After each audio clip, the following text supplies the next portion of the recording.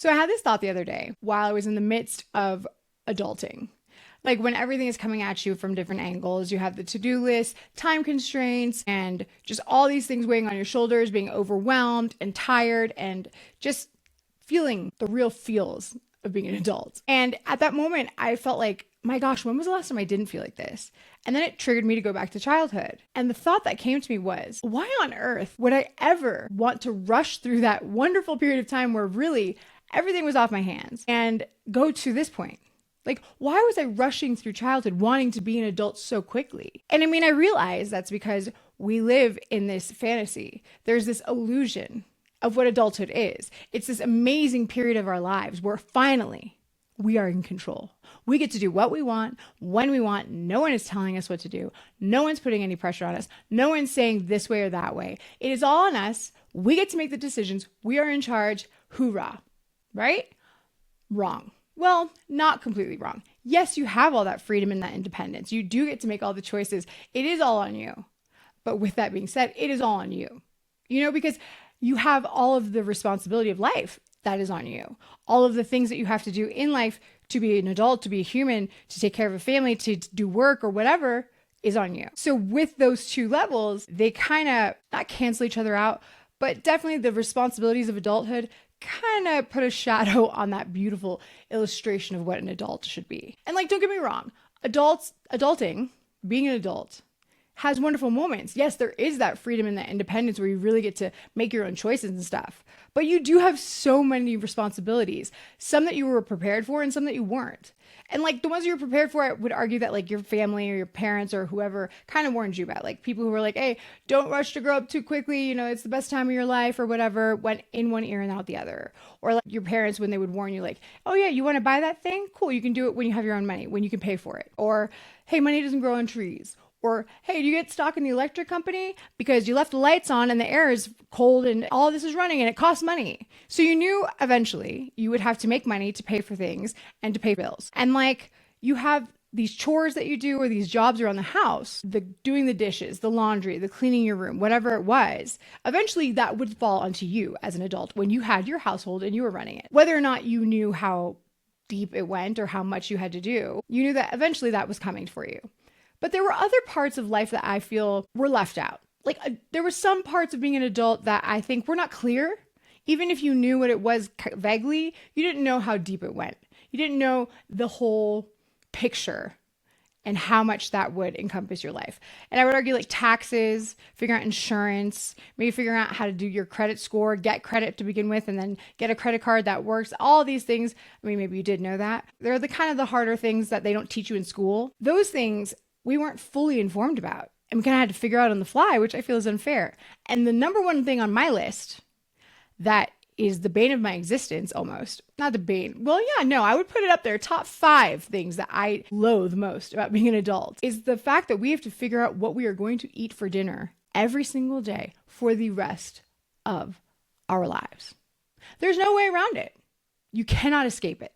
It is a fact of life. If you are human, you must eat. Therefore, you're making this decision. No one's doing it for you. You may have consultants, if you will, if you have a partner, a friend, a roommate, or you have children who will dictate what you're eating. But at the end of the day, you must figure out what you're going to eat for the rest of your life. If you are looking at me and being like, well, what are you talking about? It's not that big a deal. Then I don't know what you're doing that makes it so easy for you. I wish that I felt the same way.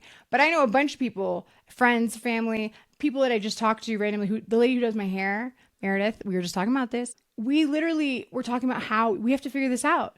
And it is a big choice. And there's a lot of options, of course, but it is a choice that you have to make every day. And we were not prepared because you have to do it every single day. There's this repetition thing that causes fatigue and burnout, basically. And then the fact that you have a bunch of options of a means to an end of how you're going to eat. That abundance of options actually makes it harder to pick. And then you get overwhelmed and you have this, what is a paradox called analysis paralysis, where you just can't figure it out and it weighs on you. So psychologically, it does actually affect people. And I mean, if you don't feel that way, then God bless you. I don't know what you're doing. I wish I had your secrets, but I definitely feel that load on me when I'm making this choice. And the reason that it causes such an emotional toll on people is because there's these hidden underlying elements, these factors that you don't even realize are there, but you have to make them. They're all a part of making this decision every single day. And because of that, it causes emotional distress. And it's mainly because you have the 5 W's every single time that you have to figure this out. There are the 5 W's that are involved: the who, what, where, when, why. Think about it. Think about when you're thinking about what am I going to make for dinner, you will ultimately answer those 5 W's: who, what, where, when, why. And think about having to do that every single day, multiple times a day, sometimes with breakfast, lunch, and dinner. But we're just going to focus on dinner because dinner is always our responsibility, I feel. No matter which way you choose to have that means to an end, to figure out what you're going to eat for dinner, you have all of these factors, and there's individual unique things within each of them that you have to think about, but that weigh on you, that are a part of making this decision. And there's some that are universal across the board. Like, I'd argue money. You have to figure out how much it's going to cost. You have to figure out how much do you make and how much am I going to budget food into my life with all the other things I'm budgeting in my life. Or if you have children or family members that live with you, how many people are going to eat with you? Or where are you going to go? Are you going to go out? Are you going to stay in? Is it a special occasion? Timing. And one that I think is the most important is energy.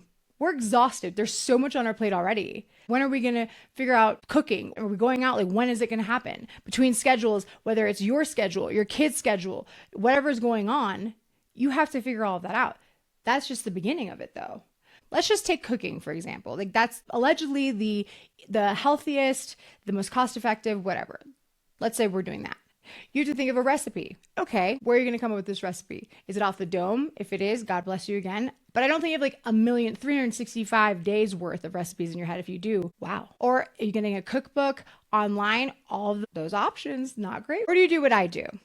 I open the door to my refrigerator and I look into the cold abyss in front of me, just searching for any remnants of what could look like a meal. What could I throw together? What could my husband throw together? What could possibly be made into something with the least amount of ingredients that I have to go fetch? As it's beeping into my ear, I'm searching for that because that's how long it's open. It's beeping at me. I hate that, by the way. So much pressure. The reason that I'm hoping that I don't have to get many ingredients is because I hate grocery shopping. This is something my mother only found out about me within the last 10 years.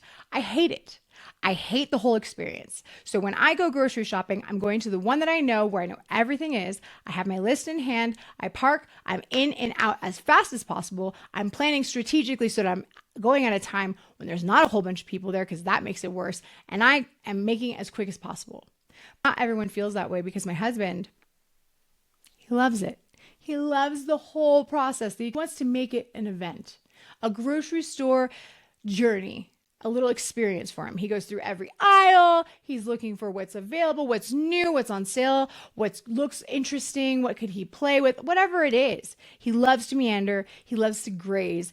And that is not me. But it's whatever he wants. He can do what he wants. We're different, and that's fine. When we go together, it makes it a little rough sometimes. And God forbid our child is coming with us. That makes it a whole different experience. Could be good, could be bad. No matter what, we're leaving with something we didn't need. And usually there's a negotiation where she ends up with some sort of chocolate or candy, because sometimes it's just not worth the fight. But either way, back to this. So you have your ingredients ready. Have you meal planned, or do you have more than one meal on there? How did you figure out that meal planning? Sometimes you have to do, ingredients that overlap, or are you doing all different ingredients for each recipe?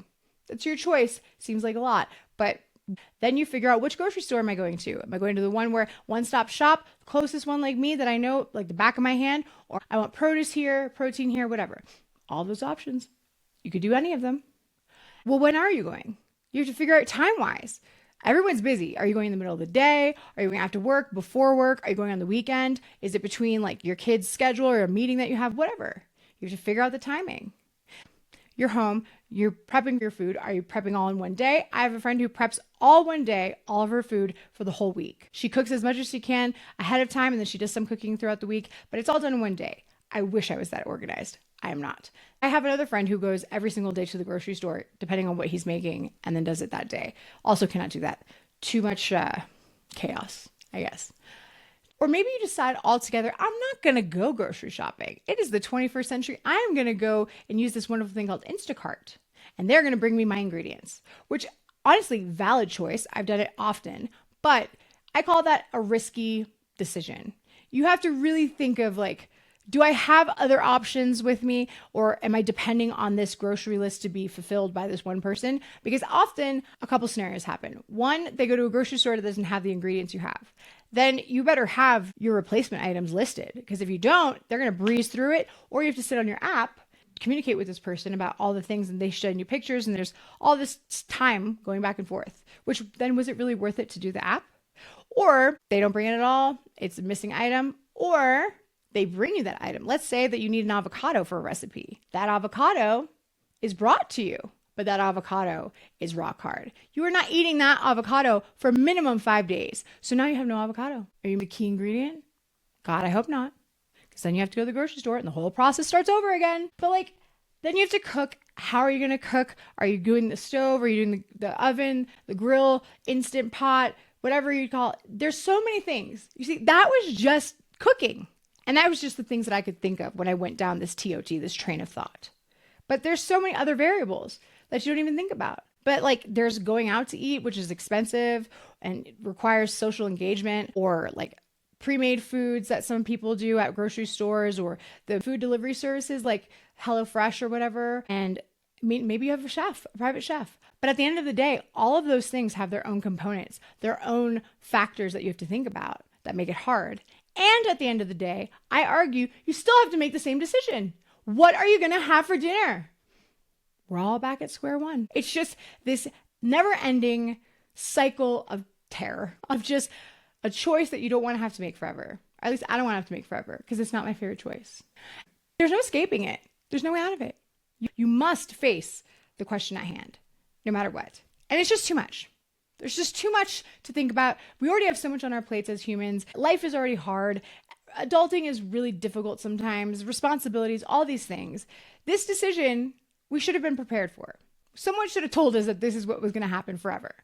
It's something that I wish that we didn't have to deal with. But unfortunately, there's no way out of it. You just have to figure it out. This is one of those life situations that has no conclusion. You can't wrap it up in a bow. There's no pondering. It's just, this is the fact of the matter. We all have to do this as humans because we all need food to survive. And I guess that we just have to figure it out the best way we can, because we're all on the same page. It kind of unites us as one. In a time where there's so many things that divide us and we want to throw, oh, you're different than me, I'm better than you, whatever. This kind of is even playing field, because we all got to figure it out at the end of the day. No matter if you're paying for a private chef or you're cooking every day, you land here at square one. Maybe this is the way to get us all to be one humankind. I don't know. Real talk, I don't really think it's even about the grocery list or the options or even the food decision. I think it's about the fact that this responsibility is on us every single day for the rest of our lives. And we weren't really prepped for it. And that's heavy, whether or not you want to admit it. I know it seems like a really foolish, tiny little thing to talk about, but it's a heavy thing. Having that responsibility on you for the rest of your life is heavy. Truth is, we just have to figure it out as we go. Each of us have to do it in our own way. Some are going to do it better than others. Maybe they have better systems, better processes. I don't know. Maybe some people enjoy it, which is amazing. That's awesome if you do. Not me. And some people are going to grit our teeth and suffer through it and try to throw the responsibility back and forth at their partner so that they don't have to make it that day. I don't know. Apparently there's techniques and methods to approach this with a more positive view, so it's not such a daunting task. I may look into that. But at the end of the day, guys, we're going to figure it out. And no matter how we look at whether we have the system or we like it or we don't, we all are still going to have to figure out what we're having for dinner tomorrow. Again. So guys, let's see how it goes.